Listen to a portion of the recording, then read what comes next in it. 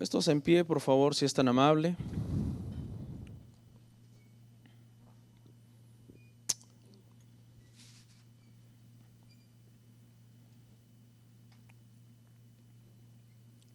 Salmo 133.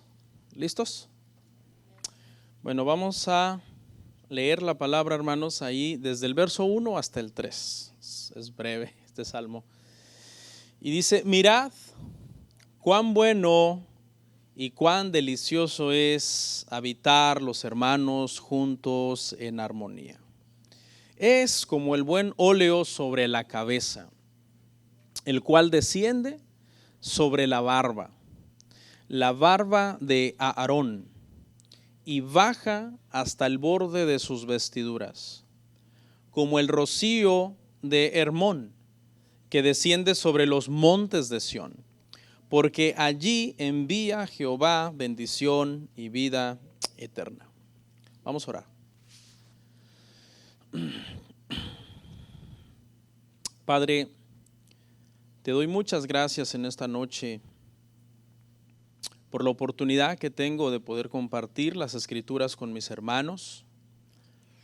Ayúdame, Señor, esta noche una vez más, como lo has hecho anteriormente en muchas ocasiones, dándome, Señor, la sabiduría, la templanza, Señor, para enseñarles a tus hijos y a tus hijas, Señor, las Escrituras, el consejo de tu palabra, Señor. Que esta noche podamos ser edificados, consolados, exhortados, guiados, Señor, a toda verdad. Tu Espíritu Santo nos ayude en esta noble tarea, nos dé sabiduría, entendimiento, a mí que enseño y a mis hermanos que oyen, Padre. Te rogamos todo esto en el nombre precioso de Cristo Jesús. Amén.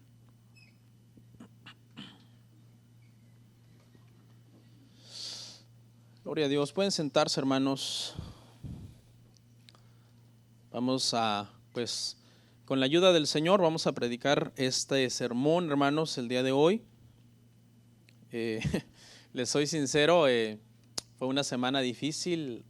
Hace rato que llegué a mi oficina, dije, voy a leer un rato mi texto base de mi sermón y me puse a leer el texto base del domingo. Entonces, por completo se me borró el disco en la oficina. Como preparé 2 sermones esta semana, el de hoy y el del domingo, y ahorita cuando abrí todo digo, pero si el texto de hoy es otro. Pero Dios es bueno, hermanos, amén. Dios es bueno. Vamos a hablar el Salmo 133, hermano, y a modo de, como subtítulo, por decirlo así, le puse Unidos en Cristo. Okay. Salmo 133, Unidos en Cristo. Vamos a hablar de la unidad, como usted ya lo habrá visto, ¿no? El Salmo 133 habla acerca de la armonía, y la armonía es una palabra también que también se puede decir unidad, en el original también habla de unidad. Bueno, he sido pastor por varios años, hermanos, ya de esta congregación. Y en mi experiencia, una de las cosas que más me gustan, sinceramente, es cuando veo a los hermanos de la iglesia, o sea, ustedes, compartiendo tanto momentos buenos, cuando de repente nos reunimos en algún lado para pasar un buen tiempo, y también me gozo cuando los veo que en los momentos malos, en los momentos difíciles, pues también, ¿verdad? Nos unimos y nos abrazamos y lloramos y nos amamos. Y pues sinceramente la unidad es algo que me gusta mucho. No es fácil lograr la unidad, no es fácil mantenerla, es difícil, pero hemos sido llamados a eso como hijos de Dios. El día de hoy, a través del Salmo 133, quiero por lo menos dejarles algunos 3 principios en su mente de por qué es bien necesario que nosotros los creyentes, los cristianos, practiquemos, hermanos, la unidad.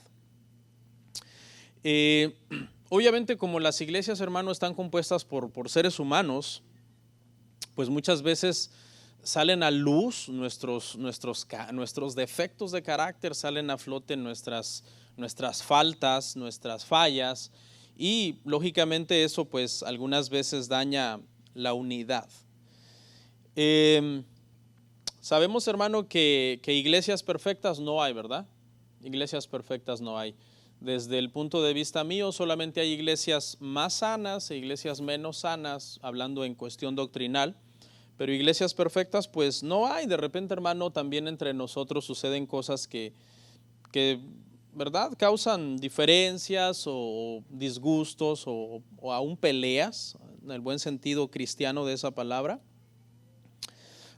Y bueno, como he dicho antes, ¿verdad? La única forma de estar en una iglesia perfecta es si uno muere, ¿verdad? Porque los hermanos que ya se nos adelantaron en el camino y que están con el Señor, pues ya ellos allá no se pelean. Pero mientras tanto acá, hermanos, en la tierra todavía de repente surgen diferencias entre nosotros, por muy espiritual que sea alguien, no es perfecto. A veces podemos ver a alguien que es bastante espiritual, bastante sometido al Señor. Yo le aseguro que tiene sus malos ratos. ¿Se acuerda de Moisés, el hombre más manso de la tierra?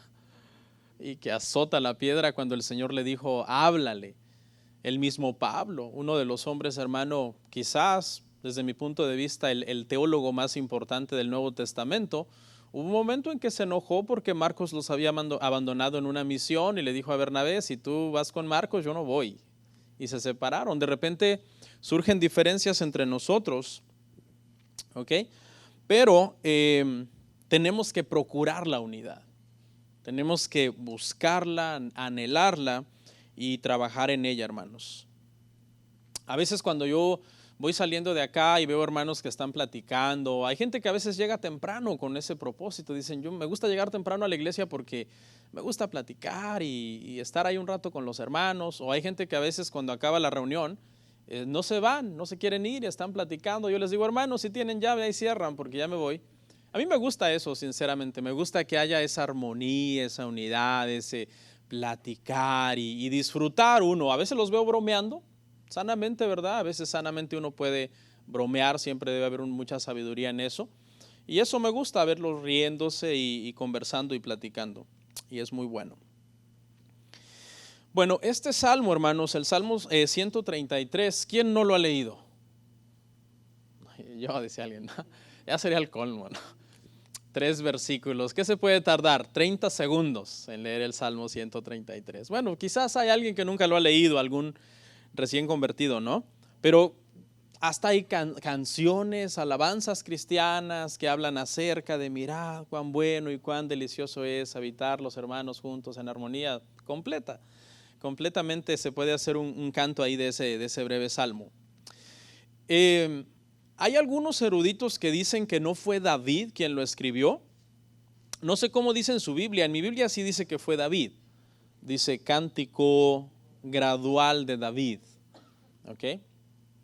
Algunos eruditos por ahí dicen que no es claro, pero la mayor parte, hermano, de eruditos concuerdan en que fue el rey David. Esta es la postura que nosotros vamos a asumir para analizar el Salmo. La postura que tiene la mayor parte de eruditos de que este salmo fue escrito, hermanos, por el rey David. Hay varios tipos de salmos.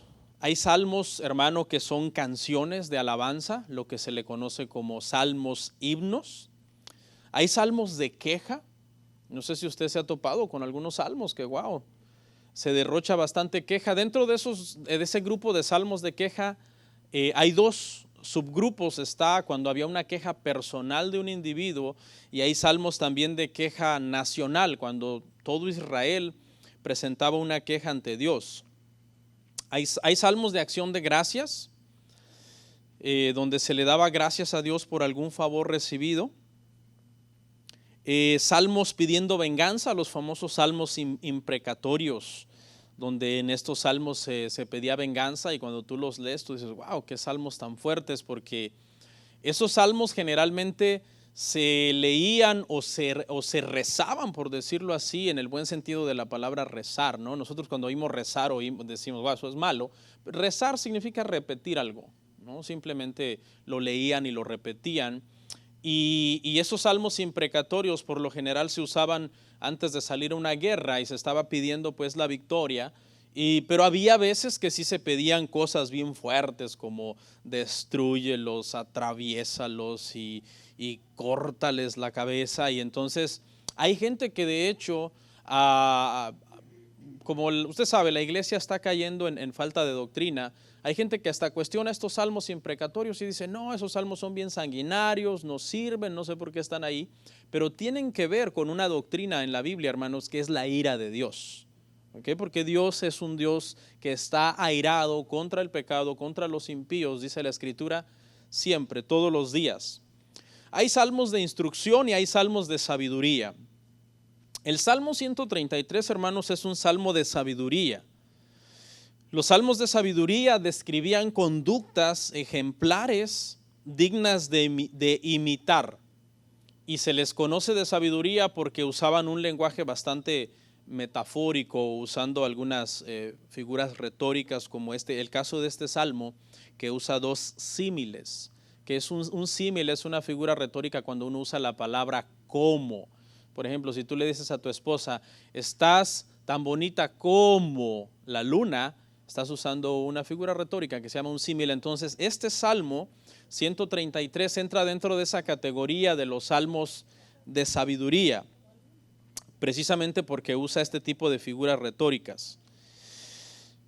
El Salmo 133 enseña, como es de sabiduría, ¿verdad? Es de sabiduría, nos enseña sabiamente a nosotros lo importante que es la unidad. Ese es el tema, es un salmo de sabiduría que por medio de sabiduría nos enseña lo importante que es la unidad. ¿Okay? Habían otros salmos, por ejemplo, hermano, que eran los salmos, este salmo 133 se usaba, hermano, para cantar cuando los peregrinos venían a Jerusalén a celebrar las fiestas judías. Entonces, ese era el momento en que más se leía este salmo. A veces nosotros leemos la Biblia, hermano, pero cada cosa tiene un lugar y fue escrito con tal sabiduría de parte del Espíritu Santo. Por ejemplo, hay salmos que se leían en las bodas del rey. Hay salmos que se leían en la coronación de un rey, cuando un rey iba a ser coronado. Habían salmos, como dije hace un rato, que se leían justo antes de salir a una guerra, pidiendo al Señor que el Señor destruyera los ejércitos enemigos. Y habían salmos que se leían volviendo de la guerra, precisamente para dar gracias a Dios por la victoria, que ahí entra algunos salmos como los que son de acciones de gracias. ¿Ok? Entonces, este salmo, hermano, dicen los eruditos que era cantado por los peregrinos extranjeros cuando venían y de repente coincidían por los caminos, porque en ese entonces obviamente hay un mandato en la ley que habían 3 fiestas principales que los judíos tenían que presentarse en Jerusalén, pero como había gente que vivía en otros países, entonces algunos coincidían en los caminos y se armaba, hermano, ahí una unidad bien bonita de estar los hermanos compartiendo juntos. ¿Ok? Vamos a dividirlo en 3 partes, hermano, para poderlo estudiar. La primera parte, en el versículo 1, vamos a ver un elogio a la unidad. La segunda parte, en el verso 2 y en la primera parte del verso 3, vamos a ver 2 imágenes de unidad, 2 símiles de la unidad. Y en la tercera parte del Salmo, vamos a ver, hermano, al final del verso 3, el buen testimonio que da la unidad. La unidad en los hijos de Dios da buen testimonio. ¿Okay? Así que vamos a arrancar entonces analizando este Salmo, que es breve. 3 versos, y alguien podría decir 3 versos. ¿Qué podemos sacar de acá? Bueno, hemos aprendido, hermano, que de pasajes bien cortos se pueden sacar grandes tesoros, hermano, espirituales para nosotros. Okay, el primero, entonces, un elogio a la unidad. En el versículo 1 vamos a ir viendo las palabras ahí, y la primera palabra que aparece es la palabra mirad, que es una expresión que se usa para llamar la atención. Mirad, como cuando alguien te señala, ¿verdad? Mirad. Entonces te están tratando de llamar la atención. En este caso, el propósito de esta palabra mirad tiene el propósito de que el lector, o sea, nosotros, pongamos atención a lo que sigue. O sea, lo que sigue es importante. Mirad, pongan atención a lo que sigue. Spurgeon comenta esta palabra mirad así, leo. Es una maravilla pocas veces vista. Por lo tanto, mirad. ya que es una característica de los verdaderos santos. Detente y obsérvala para que la imites, la unidad. O sea, Spurgeon de esta palabra mirad comentó esto. Es algo maravilloso, pocas veces visto. Por tanto, mirad, es una característica de los verdaderos santos. Detente, obsérvala e imítala. La siguiente frase dice, mirad qué, cuán bueno y cuán delicioso es. Cuán bueno y cuán delicioso. Note que tiene dos características. Cuán bueno y cuán delicioso. Hay cosas que de repente, hermano, pueden ser buenas, pero no son deliciosas, ¿verdad? Por ejemplo, se me ocurre pensar en la medicina, ¿no? Hay medicinas que saben horrible, hermano. Yo no sé si usted de niño, su mamá le dio unas medicinas que uno decía, mejor me muero. Unos aceites y que no sé qué. Saben horrible, ¿verdad? Pero son buenos. Le hacen bien a uno. Hay cosas, hermano, que pueden ser deliciosas, pero no son buenas. Por ejemplo, los apetitos de la carne. Hay cosas, hermano, que la carne hasta brincaría si usted le diera permiso de hacer, ¿verdad? Apetitos prohibidos, ya sea sexuales o de sustancias prohibidas que su carne le gustaría tener. Obviamente usted es un santo y una santa, ¿no? Hijos de Dios. Porque dijo Pablo a los Corintios que eso éramos antes, ahora ya no. Pero la carne es carne. ¿Ok? Entonces, hay cosas buenas que no son deliciosas, hay cosas deliciosas que no son buenas, pero la unidad del pueblo de Dios es buena y es deliciosa. Reúne entonces, hermano, son dos características bien bonitas de la unidad. Es buena en todo tiempo, prácticamente abarca todo, es bueno, es delicioso, en todo tiempo la unidad es buena, en todo tiempo es deliciosa. En los momentos buenos la unidad es buena porque uno se ríe, ¿verdad? Dice la Biblia, hay que reír con los que ríen. Y en los momentos malos la unidad es buena, porque también dice la Biblia, hay que llorar con los que lloran cuando de repente están pasando cosas malas. Es probable que este salmo, hermanos, lo escribió David, algunos creen, en aquel proceso, hermanos, cuando él es reconocido como rey sobre todo Israel, porque el reinado de David, hermanos, se dividió en dos. Él primero reinó sobre Judá 7 años. Durante todo ese periodo, aparte de otros años antes de que fuera rey de Judá, Saúl lo estuvo persiguiendo para matarlo, porque Saúl se había llenado de envidia contra David, Dios estaba con él, la gracia de Dios estaba con él y eso a Saúl le molestaba bastante, le tenía celos amargos, envidia. Pero llegó un momento en que Saúl murió. David lo pudo haber matado si él hubiera querido antes, pero David esperó y Saúl murió en una batalla. Entonces llegó el momento en que David iba a reinar ahora ya sobre toda la nación. Ahora ya no solamente Judá, hermano, lo reconocía a él como el rey, sino que todo Israel, el resto de las tribus, seguían ahora a David, porque antes habían seguido a Saúl y había esa guerra. Había un pueblo que seguía a Saúl y había un pueblo que seguía a David y prácticamente la nación estaba partida. No había unidad en la nación. Es probable, dicen algunos, que fue en este proceso cuando por fin se logra la unidad nacional, políticamente hablando, que David escribe este salmo, porque se logró la unidad política nacional. Pero nosotros sabemos, hermanos, que David es un hombre llamado, un hombre conforme al corazón del Señor. Así que David estaba buscando más que la unidad nacional, más que la unidad política del país. Él lo que estaba buscando tenía sus defectos, es cierto. Pero decía el hermano que compartió con nosotros en el discipulado el domingo, es cierto que no se nos olvida que David cometió adulterio, no, bueno, se nos olvida. Pero tampoco se nos olvide que también es el único hombre en la Biblia que es llamado un hombre conforme al corazón del Señor. Amén. Entonces David, hermano, cuando ya está en el poder, él comienza a procurar inmediatamente la espiritualidad del pueblo. Y lo primero, de las primeras cosas que David hace, hermano, es tratar de traer el arca a Jerusalén. Primera de Crónicas 13:3, primer libro de Crónicas 13:3. y traigamos el arca de nuestro Dios a nosotros, porque desde el tiempo de Saúl no hemos hecho caso de ella. ¿Ok? David, como es un hombre espiritual, comienza a pensar en cosas espirituales. Saúl, como era un hombre, hermano, carnal, se olvidaron del arca en el tiempo de Saúl, hermano. Mire qué líder. Él lo que estaba preocupado era por su posición, por su postura, porque no le fuera quitado el reinado, pero él se olvidó, hizo que hasta el pueblo se olvidara del arca. Recuerda, hermanos, que en aquel entonces el arca de Dios representaba la presencia misma de Dios. Si ve la gravedad de que durante muchos años en que Saúl es rey, se olvidan del arca. Dice, ni caso hemos hecho de ella. Más bien, ¿sabe qué hizo Saúl en su reinado? Mató unos sacerdotes, porque ayudaron a David.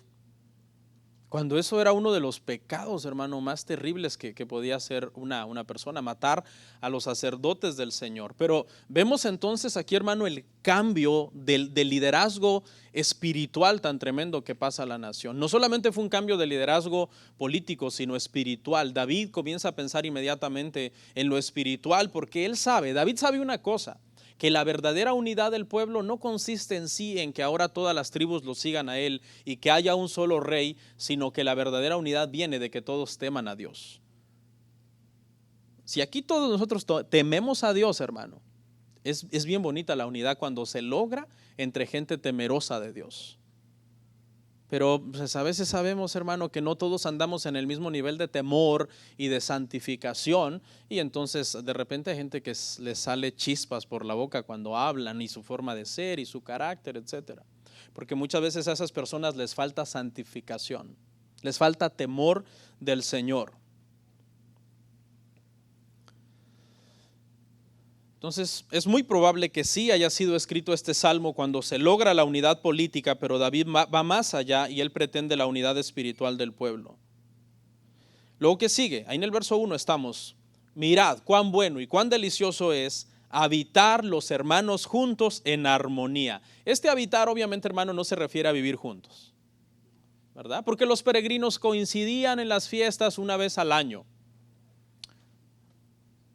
Porque si se imagina, a veces no nos soportamos 2 horas aquí el domingo. Sería que, ¿qué pasaría si viviéramos juntos? Piense esa escena tan dantesca, hermano, que viviera usted en mi casa. Ya me dio ñañara. Porque a veces nos vemos un rato, ¿verdad, hermano? Y un rato convivimos y todo, pero ya vivir todos los días juntos, no se refiere obviamente a habitar juntos. Aunque, hermanos, si alguna vez nos toca vivir con hermanos de la congregación, hermanos en Cristo o hermanos de otra iglesia, o aún con otras personas que son familiares, que no son cristianos, siempre nosotros debemos de vivir en paz. ¿Alguien ha vivido alguna vez en el pasado con hermanos de la iglesia? ¿Sí? A lo mejor le dieron posada a usted le dio posada a alguien por alguna razón. No sé cómo salieron, pero se supone que uno debería siempre, hermano, de salir en paz con las personas, ¿verdad? En el pasado nosotros hemos vivido con algunos hermanos de la congregación. Les puedo decir que hasta el día de hoy seguimos siendo amigos y seguimos frecuentándonos y conviviendo, porque la experiencia que nos quedó de vivir juntos no fue que nos amargamos y nos odiamos y nos peleamos. No, vivimos como buenos cristianos. Amén. Obviamente nadie es perfecto, pero para eso uno tiene boca, mire, para hablar y siempre arreglar los problemas. Estos peregrinos, hermano, coincidían y disfrutaban una experiencia amena por los caminos de Jerusalén, hermano. ¿Y sabe qué hacía de esta unidad una unidad verdadera? Note que ellos, hermano, quizás uno venía de un país con una cultura diferente, otro venía de otro país con una cultura diferente. Quizás uno hablaba un idioma alterno aparte del hebreo, que no era el idioma alterno que hablaba el otro. Y había muchas diferencias entre ellos. Quizás uno ya se había casado con una mujer de otro país y sus hijos ahora eran mixtos, ya de 2 razas diferentes o qué sé yo. Lo que quiero es que usted vea que aunque quizás estos peregrinos eran diferentes, su unidad era muy hermosa por una razón. Ellos iban a Jerusalén con el mismo propósito. adorar al Señor. Y ese propósito de adorar al Señor, de coincidir por los caminos y de llegar juntos a la ciudad y de comenzar a participar en las fiestas, era lo que hacía que se viera la unidad en ellos y esa hermosura de verlos abrazándose y saludándose y amándose y ayudándose unos a otros por el camino. Y eso es lo mismo, yo creo, hermano, que debe de pasar en el caso de nosotros los cristianos, ¿verdad? Nuestra unidad en la iglesia y donde quiera que coincidamos, ya sea el parque o un cumpleaños, siempre debe estar basada en que nosotros, hermano, tenemos un mismo propósito como hijos de Dios, que es adorar al Señor, darle la gloria al Señor en todo momento.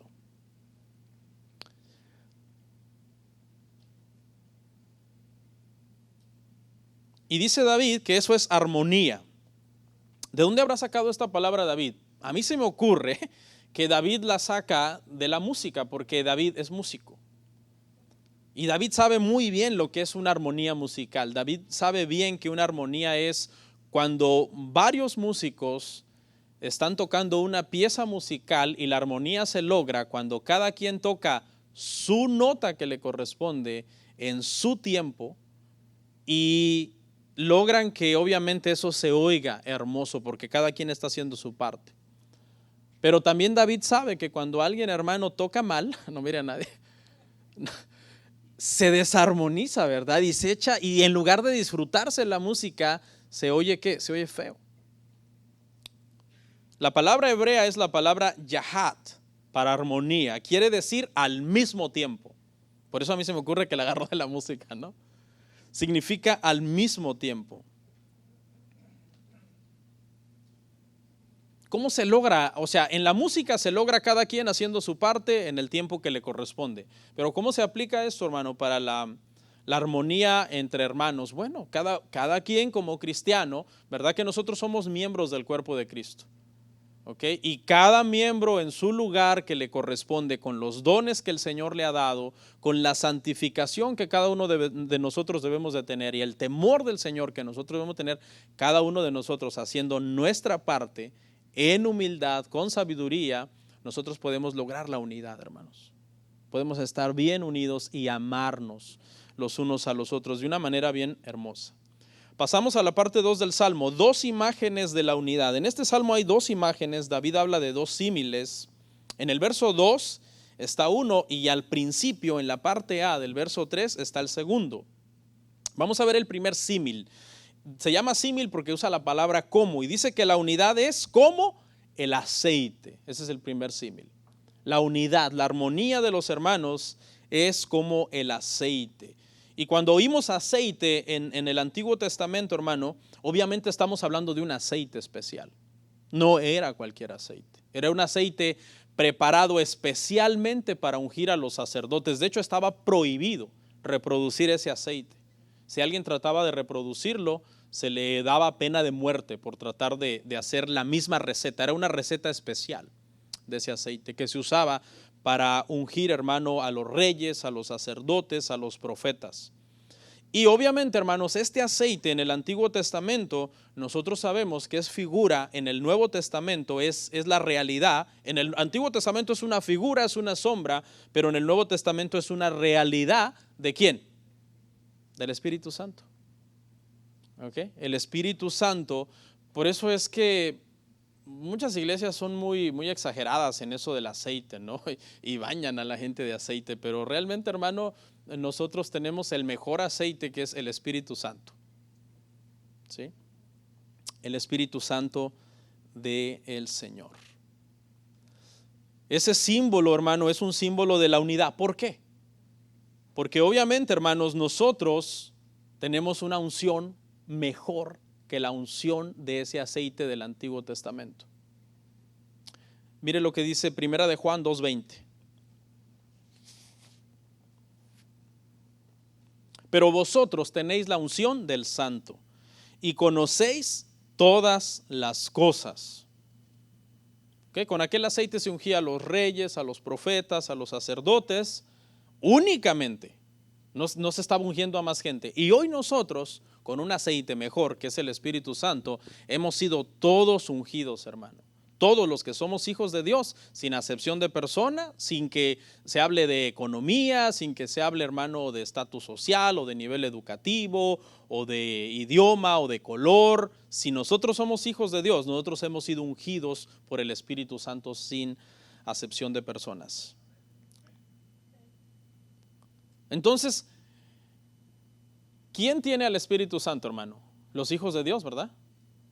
Los hijos de Dios tenemos al Espíritu Santo. ¿Y qué es lo que busca el Espíritu Santo? El Espíritu Santo busca la unidad de los hijos de Dios. Por eso es que ese símil, ese aceite que habla de un aceite que se derramaba sobre la cabeza del sacerdote Aarón, nosotros sabemos en el Nuevo Testamento que habla de cómo nosotros, teniendo el Espíritu Santo dentro de nosotros, hermano, ¿qué promueve y qué busca el Espíritu Santo? La unidad.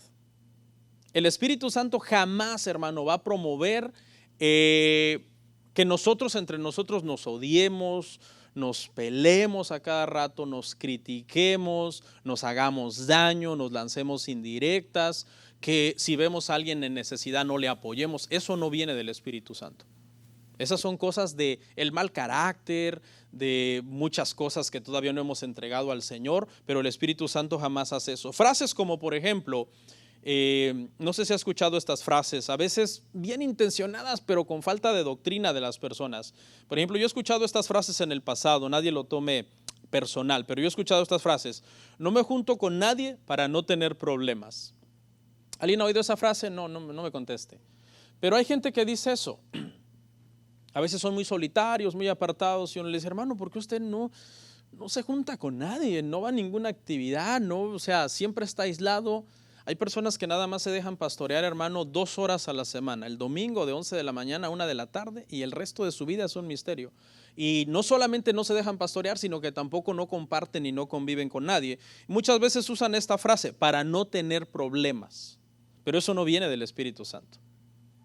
¿Okay? Eso viene de problemas internos que tú tienes, de carácter, tu forma de ser, que tú tienes, que no debe de ser una forma muy agradable de ser.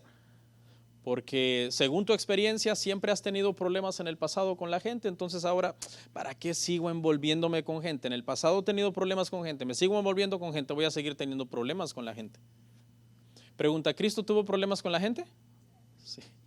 Y era Cristo, perfecto, Dios sin pecado. Esta otra frase: en el pasado confié en la gente y me traicionaron, así que yo no confío más en nadie. Esa es otra frase también que mucha gente usa para destruir la unidad. Estas frases destruyen la unidad, hermanos de la iglesia. Otra: prefiero una vida solitaria porque la gente es muy tóxica. Yo he escuchado a muchos cristianos decir cosas así. Al final les voy a leer un perfil de lo que es una persona tóxica y ahí vamos a ver en qué categoría está cada quien. Estas frases, hermano, no vienen del Espíritu Santo, porque ese aceite que en ese salmo representa al Espíritu Santo es el Espíritu Santo que nosotros tenemos hoy dentro de nosotros y que procura la unidad dentro del pueblo del Señor. Le cito una frase de Kevin DeYoung en su libro Un hoyo en nuestra santidad. Él dijo algo así, cito y leo: en más de una década de ministerio pastoral, nunca he conocido a un creyente que su fe esté más sana, sea más maduro y más activo en el ministerio, y que diga que todo eso lo logró por medio de alejarse de la iglesia y de alejarse de la comunión con sus hermanos.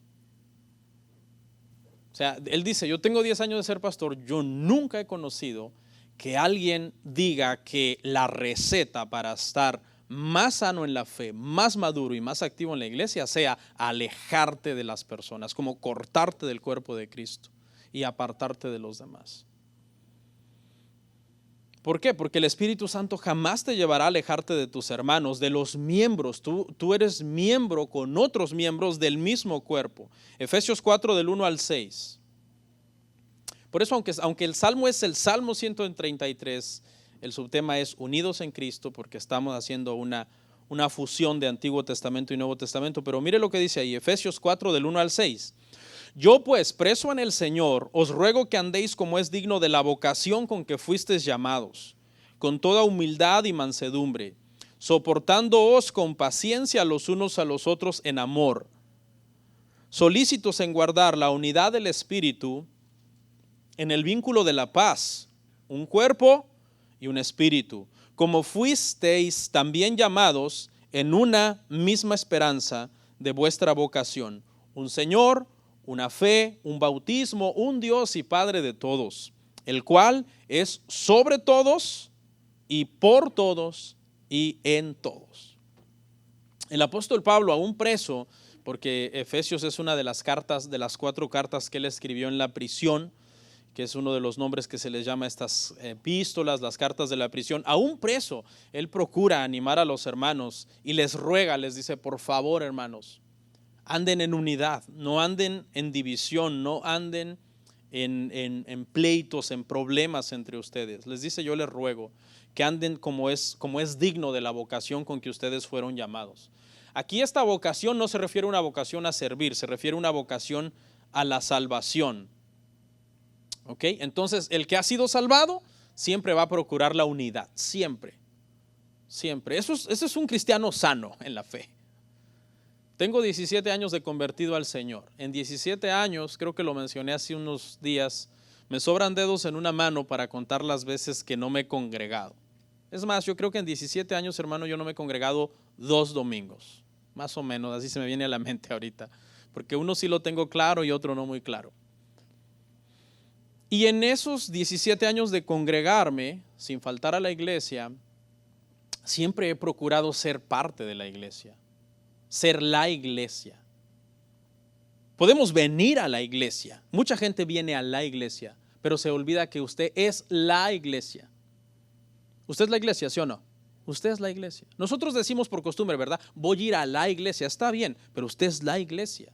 Eso significa que cuando usted llega aquí, usted tiene otros miembros que también son iglesia y que entre todos formamos el cuerpo de Cristo.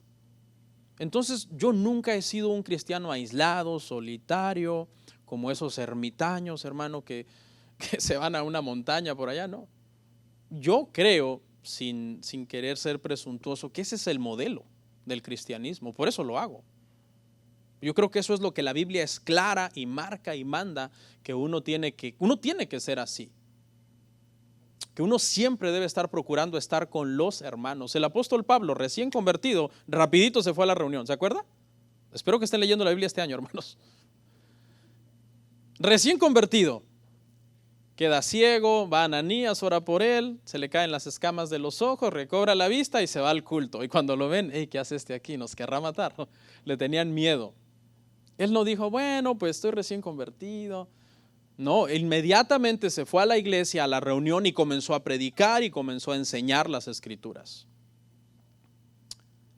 Okay. Comenzó a interesarse por ser parte de y no mantenerse aislado. Y aquí, hermanos, el apóstol Pablo da 3 virtudes de un cristiano que ha gustado la salvación. 3 virtudes. La primera, humildad, con humildad. Procuren la unidad con humildad. Esta palabra es interesante, por ejemplo, en el latín viene de humilitas, el sufijo itas indica cualidad de ser, o sea, calidad en la forma de ser, y la palabra humus, que es el prefijo, itas es el sufijo, significa tierra, humus, tierra. El sentido de la palabra es que nosotros, cuando somos humildes, estamos reconociendo que fuimos hechos de tierra.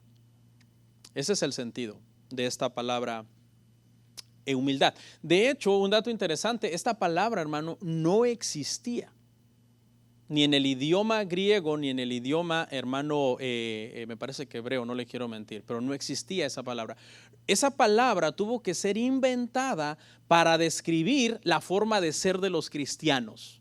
O sea, cuando veían a unos cristianos conviviendo en unidad, en amor, en fraternidad, ellos inventaron esa palabra, humildad, para describir, ¿qué es esa conducta que ellos tienen? Es una conducta de humildad. ¿Qué es lo contrario, hermanos, de humildad? Mencióneme palabras que son antónimos, lo contrario de humildad. Soberbia, altivez, orgullo, arrogancia. Excelente. Perdón. Egoísmo, prepotencia. ¿Sí? Ok. Mire, vamos a ver una, soberbia. esta palabra soberbia, que es lo contrario de humildad, viene de la palabra latina superbus y quiere decir el que quiere estar por encima de los demás. ¿Okay? Eso significa soberbio, el que quiere estar por encima de los demás. Es el contrario de un humilde. El humilde no tiene interés en estar encima de los demás. Esa no es su prioridad. No es su prioridad destacar y que lo halaguen y que lo idolatren, que le rindan pleitesía como el más inteligente, el más importante. El humilde no tiene esa agenda. El soberbio sí. El soberbio tiene ese deseo en su carne de que se le reconozca, se le dé importancia, se le aplauda, se le admire. Tienen hambre de admiración. La palabra super, no necesitamos ser muy genios para saber que super significa encima de, por eso es que soberbia significa eso. Superbus, super, encima de. Por ejemplo, Superman, Superwoman. ¿Qué quiere decir? Que son superhéroes que están por encima, ¿verdad? De los demás mortales. Pero usted no es Superman, hermano. La segunda virtud, hermanos, es mansedumbre. La primera es con humildad, la segunda es con mansedumbre. Se refiere a una persona, escuche, que tiene bajo control sus emociones y que se domina a sí mismo. Esta mansedumbre, hermano, es una de las virtudes, yo sinceramente las admiro. Yo admiro a una persona mansa. Yo le confieso, yo no soy manso por naturaleza. Me cuesta. Trato de. Pero yo cuando veo a una persona mansa, me gusta. Porque a veces ves a un manso y a un soberbio y el manso está parado ahí, ¿verdad? Y entonces viene el soberbio y le reclama, no, que usted esto, que usted el otro, que usted aquello, que no sé qué. Y lo humilla y le dice de todo. Y el manso no es que sea menso, sino que es sabio, es sabio. Él sabe que no es bueno engancharse con el soberbio. A pelear o con el necio. Dice un dicho, no pelees con el necio porque te va a hacer que te rebajes a su nivel y te va a ganar por experiencia. No, pero mire, y tú ves esa escena y a ti te arde la sangre, ¿verdad? Tú quisieras que el manso se defienda y que ponga en su lugar a ese soberbio. Pero el manso no tiene prisa de defenderse y de pelear y nada. Y a lo mejor tú dices, qué menso. Y Dios allá arriba dice, qué sabio. Porque ¿qué es sabiduría, hermano? Este salmo es un salmo de sabiduría. ¿Y qué es sabiduría? Sabiduría en la Biblia es saber vivir correctamente de acuerdo a los mandamientos de Dios. Entonces, yo admiro mucho a la gente que es mansa, hermano. Yo digo, wow, yo quisiera tener esa virtud de la mansedumbre.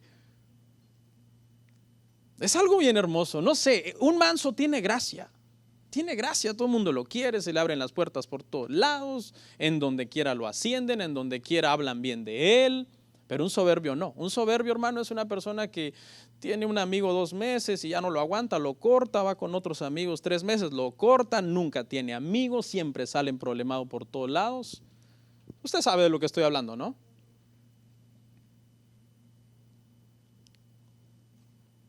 Una persona mansa no se vuelve loca, hermano, ante las personas que lo ofenden. Le voy a dar un perfil de un manso. Un manso no está a la defensiva. Te he conocido gente que siempre está a la defensiva. No puedes decirle nada porque siempre tiene un argumento que va a tratar de hacerte ver que estás mal. Un manso oye con paciencia a los demás sin interrumpirlos. No tiene prisa por interrumpirlos. Síguele, dale. Un manso no está contradiciendo a los demás por todo. Hay gente que por todo te quiere llevar la contraria, contradecirte. Un manso no se mete a atacar a los demás en conversaciones que ni lo están llamando. Porque no es su pleito, no es su, dice un dicho popular, no ande sudando gripas ajenas. No, el soberbio es todo lo contrario. Y sobre todo un manso, hermano, sabe perdonar y sabe pedir perdón si un día lo hacen enojar como a Moisés. Otra virtud, hermano, que debe tener un salvado que busca la unidad es con paciencia. Una persona paciente, la palabra griega aquí para paciencia es macrotumia y habla de soportar a los demás. Macrotumia, soportar a los demás. Otra palabra es longanimidad. Longanimidad, que quiere decir paciencia al extremo. Long suffering is in English. Long suffering es más que just patience. O sea, aguante, es una persona que tiene aguante. Y eso es una virtud que se necesita, hermanos, para lograr la unidad en la iglesia. ¿Serán estas virtudes imposibles, hermano, de cultivar? No son imposibles. No son imposibles. Por medio, hermanos, de leer las Escrituras, de orar y de ponernos freno de mano a nuestro mal carácter, se puede lograr. Porque Cristo dijo, aprended de mí que soy manso y humilde. Si fuera imposible aprender esas virtudes, Él no nos hubiera pedido algo que es virtualmente imposible. Y luego Pablo cierra ahí en Efesios, donde estamos, hermano, diciendo unos detalles importantes de por qué es buena la unidad. Esos tres virtudes son necesarias para lograr la unidad. Y luego dice, porque nosotros somos un cuerpo, o sea, una iglesia. Estamos en un Señor, o sea, Cristo nos salvó a todos. Estamos en una fe. Aquí fe no habla del acto de creer. Aquí fe habla, igual que Judas, del cuerpo de doctrina. Estamos en la misma enseñanza, creemos las mismas cosas, abrazamos las mismas enseñanzas de Cristo. En un bautismo, o sea, usted fue sumergido en el agua, yo también. ¿Qué significa eso? Muerte. Usted salió del agua, yo también. ¿Qué significa eso? Resurrección a una nueva vida. O sea que si hoy usted y yo nos peleamos, no es el viejo Bernardo. ¿A quién uso de ejemplo? Sorry, Joel. Sorry, a ti. Si Joel y yo nos peleáramos, no es el viejo Bernardo y el viejo Joel. Porque estamos en una nueva naturaleza, en donde ahora, como nuevas criaturas, las cosas viejas pasaron y aquí todas son hechas nuevas. Y con la ayuda del Señor podemos limar una aspereza o diferencia que tengamos. ¿No cree usted que Pablo murió resentido contra Bernabé o separado de Bernabé? Cuando usted lee Hechos más adelante, ya aparece Bernabé. Y vamos a retomar el Salmo 133, verso 2. Dice que ese aceite del que estamos hablando, porque estamos hablando del aceite, ¿se acuerda? Dice que es derramado sobre la cabeza. ¿Sobre la cabeza de quién? Del sacerdote Aarón. No era, esos, hermano, ungimientos eran con aceite en abundancia. Se le derramaba por toda la barba. Obviamente, ¿verdad? Él tenía barba. De hecho, hay por ahí un mandamiento, ¿no? No rasguen la punta de su barba. Entonces todos ellos, hermano, pues eran bastante velludos. Y se le empapaba y se desbordaba. ¿Se acuerdan las vestiduras del sumo sacerdote? Bien espectaculares, y aquí su pectoral con sus 12 piedras, cada piedra representaba las 12 tribus, y el aceite se derramaba por ahí, y eso habla también de la unidad que había, hermano, inmersos en el aceite de la unidad de todas las tribus. Lo mismo que debe suceder en la iglesia, todos inmersos en la presencia de Dios, y con la ayuda del Espíritu Santo podemos llevarnos mejor, hermano. Y ahora vamos al segundo símil. Ya vimos el primer símil, es como el aceite, la unidad es como el aceite. El segundo símil es que la unidad es como el rocío, en la parte A del verso 3. Es como el rocío. ¿Ok? ¿Alguien sabe qué es el rocío? No la rocío. No, el rocío. ¿Alguien sabe qué es el rocío? Sí, todos sabemos qué es el rocío, ¿no? Todos sabemos lo que es el rocío. Lo que no sé es si usted sabe cómo se forma el rocío. ¿Alguien sabe cómo se forma el rocío? ¿No? Bueno, ahí me dan una ofrenda, se lo voy a decir. Es un fenómeno, hermano, meteorológico, en donde cuando el aire está corriendo y chocando contra las cosas, y de repente ese aire hay un descenso abrupto de temperatura, el aire tiene cierta humedad. Entonces esa humedad se condensa y comienza, hermano, a generarse pequeñas gotas de agua. Generalmente es más usual en el pasto abajo, ¿verdad? Y en los árboles. Tú te levantas y no llovió, pero los árboles están goteando rocío. ¿Y por qué habla de rocío aquí David? Habla de rocío porque en la mentalidad judía en aquel entonces el rocío era considerado una bendición especial de Dios. La lluvia era considerada una bendición especial, pero la lluvia se veía y generaba ruido, ¿no? Llueve y truena y todo, y más si tienes lámina de techo de lámina. Pero el rocío se consideraba una bendición especial porque cuando tú te despertabas ya estaba ahí sin que hubiera llovido. Entonces, como en aquel entonces no se podía explicar este fenómeno meteorológico, que ahora sí ya tiene explicación, ellos decían, bueno, pues esta es una bendición de Dios. Entonces, no sé si lo alcanza a ver, pero es tan bello que David diga, hermanos, que la unidad es como el rocío, porque lo que está diciendo es que la unidad es una bendición de Dios, hermano. Es algo hermoso, es algo bello. La unidad entre los hermanos. Y por último, hermano, la parte 3 del Salmo, el buen testimonio que da la unidad. El verso 3, parte B. ¿Qué pasa cuando hay unidad? Dice que allí envía Jehová bendición. Bendición, en pocas palabras, significa, hermano, hablar en bien de alguien o de algo. Eso significa bendición. Hablar bien de alguien o de algo. Y el sentido aquí es que obviamente, hermanos, Dios bendice la unidad, ya lo dijimos, pero también hace que las demás personas que nos ven unidos, Juan 17, quieran saber por qué nosotros estamos unidos. Señor, que ellos estén unidos para que ellos vean que tú y yo estamos unidos y que estén unidos para que los demás, ¿qué cosa? Crean, para que los demás crean. Entonces, ¿qué sucede? Que, hermano, muchas veces las personas comienzan a preguntar que por qué ustedes se quieren tanto, que por qué ustedes se abrazan tanto, que por qué ustedes no salen de la iglesia, no se cansan de ver ahí al mismo hermano en la iglesia y al mismo pastor por 12 años, ¿cómo aguantan a ese hombre?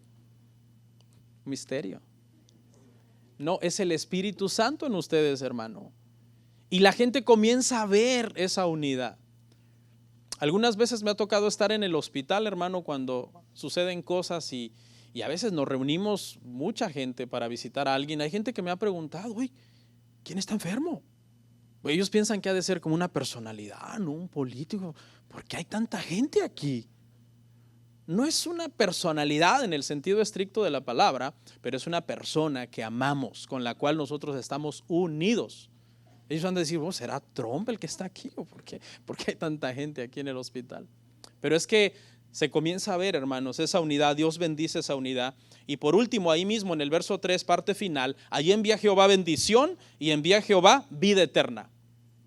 Y si nosotros, hermano, tenemos vida eterna, vamos a pasar la eternidad juntos. Entonces aprendamos a llevarnos bien, hermanos, acá. Ya no vamos a pelear.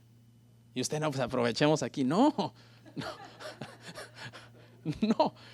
practiquemos aquí la unidad. ¿Sí? Practiquemos aquí la unidad, hermanos. Allá ya no vamos a pelear. Pero empecemos a practicar, hermanos. ¿Ok?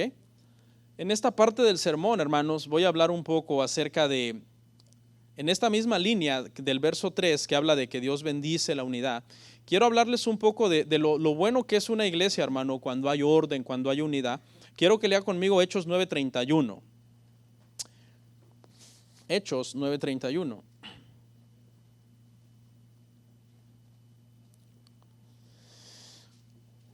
Hechos 9:31. Dice, entonces las iglesias tenían paz por toda Judea, Galilea y Samaria, y eran edificadas andando en el temor del Señor. Y se acrecentaban fortalecidas por el Espíritu Santo. Ahí vuelve a aparecer el Espíritu Santo, porque es que somos cristianos, tenemos al Espíritu Santo. En el contexto de este versículo, hermano, lo que quiero resaltar es que tenían paz las iglesias, pero quiero explicarle por qué Lucas, que es el autor de Hechos, está hablando de esta paz. Y la razón es que la iglesia había pasado periodos de persecución previamente. Aquí estamos en el capítulo 9, en el capítulo 7 mataron a Esteban y se desató una persecución sobre la iglesia y entonces no había paz en la iglesia. La iglesia estaba bajo persecución, amenazas de muerte y estaban, hermanos, sufriendo los hermanos. Pero hubo un periodo de paz. Hubo un periodo en que se calmaron las cosas, las aguas que estaban revueltas se hicieron mansas y entonces hubo un periodo de paz. Y mire lo que pasó en ese periodo de paz. En ese periodo de paz sucedieron 3 cosas. Número 1, las iglesias eran edificadas. Las iglesias eran edificadas. En cuanto ya pudieron asentarse y dijeron, ok, la persecución bajó, ok, dediquémonos. Eran edificadas, y esto, hermano, habla de que obviamente se organizaron, tenían sus diáconos, tenían los apóstoles, ¿verdad? Que se dedicaban, dice, a las escrituras y a la oración, por eso pusieron diáconos. Y entonces, hermano, la iglesia comenzó a edificarse. Amén. Es muy bonito, ¿verdad, hermanos? Ver una iglesia bíblica edificarse. Si usted se ocupa, hermano, en edificarse, en crecer espiritualmente, en leer la Biblia, en orar, en leer buenos libros que lo edifiquen, discipularse, servir, no va a tener usted tanto tiempo de andar peleando con la gente. Eso es bueno para la unidad. No hay iglesia perfecta, pero sí se puede ser una iglesia bastante bíblica si nos dedicamos, hermano, a edificarnos. Y dos, andaban en el temor del Señor, algo que ya mencioné hace unos momentos, ¿verdad? Si todos los miembros de una iglesia andamos en el temor del Señor, entonces vamos a querer siempre agradar al Señor. ¿Usted va a tener paz si se pelea con alguien? No va a tener paz, porque tiene temor del Señor. ¿Y qué le va a decir el Espíritu Santo? Pide perdón o perdona. Y tú, no, Espíritu Santo, espérate. No te va a dejar en paz el Señor hasta que nosotros no estemos, hermano, en paz unos con otros. Y tres, se acrecentaban, dice, fortalecidas por el Espíritu Santo. Habla de que crecían las iglesias, en hechos crecían y crecían y crecían, hermano.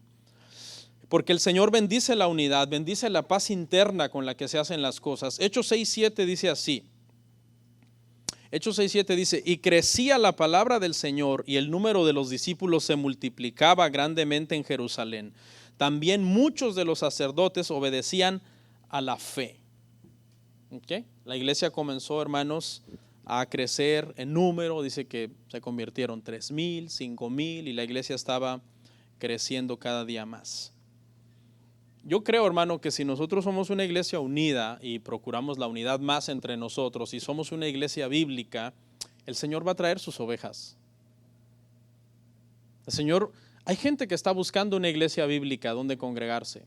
Y si nosotros proveemos un buen ambiente de unidad, de amor, de armonía entre nosotros y enseñanza bíblica, hermano, las personas van a venir. No es mi afán en sí que la iglesia crezca, pero es bonito ver a la iglesia crecer también.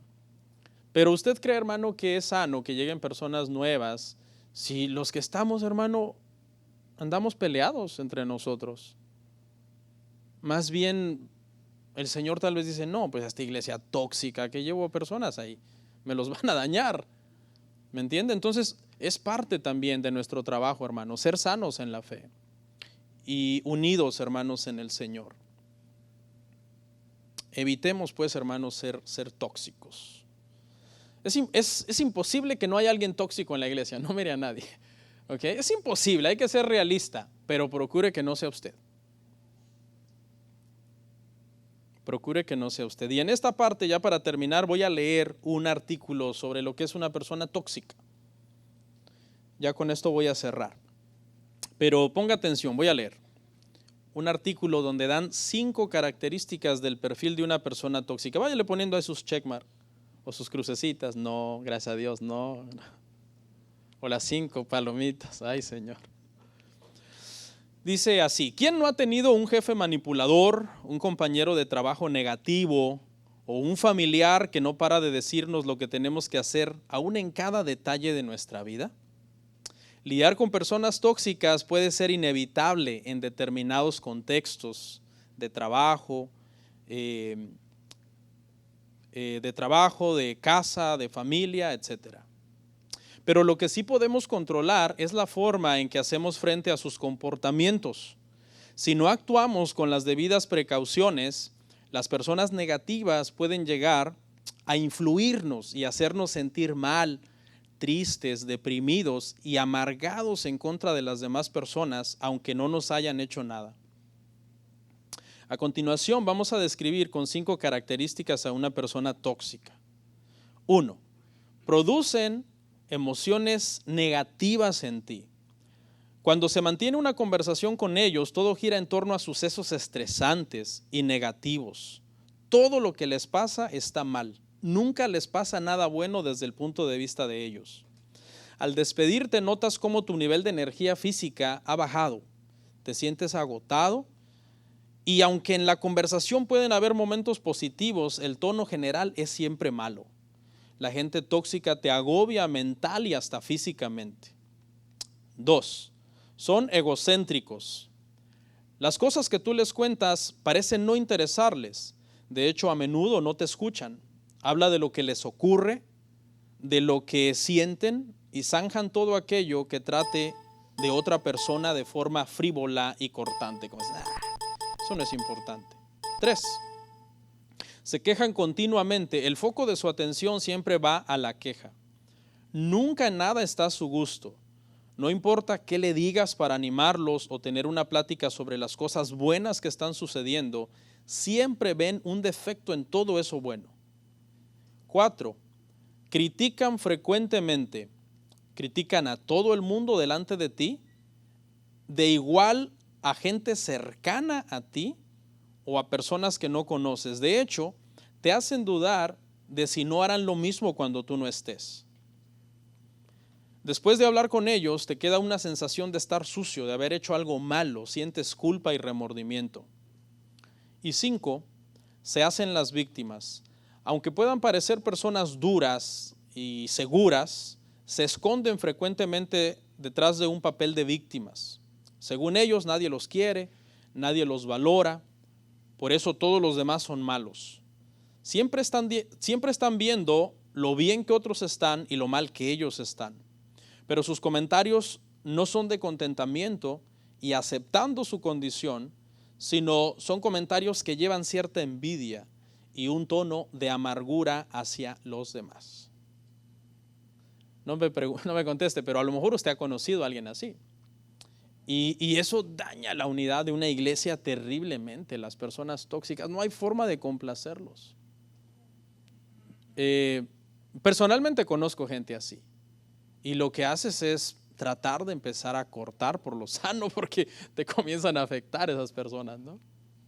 Entonces, no seamos así, hermanos. Si alguien de ustedes tiene un problema y dice, definitivamente soy una persona tóxica, nunca se me puede complacer, siempre estoy de mala, siempre estoy viendo todo lo negativo, hay que pedirle mucho al Señor porque lo más probable es que si eres así en la iglesia, eres también así en tu casa.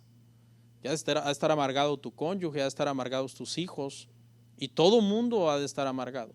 Y muchas veces, hermano, hay personas que tienen muchos defectos en este sentido y siempre dicen, no tengo amigos, donde quieras algo mal, pero siempre dicen, los que están mal es la gente, yo estoy bien.